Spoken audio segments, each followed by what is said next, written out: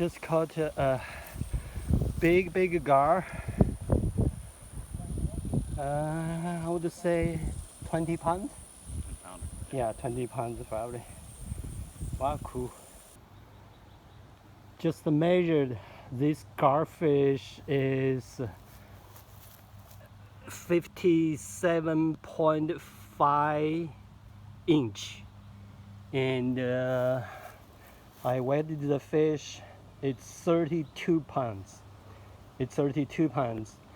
I'm going to fillet this garfish. Here has special scissors, knife, and personal PPE.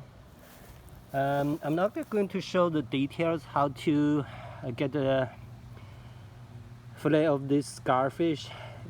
Basically, I will just open here, open there, and then get the fillet. Okay, fillet is done. This is the leftover fish. I'm going to put this fish, let's say skeleton, in our recycle bin. And this is a fillet we got.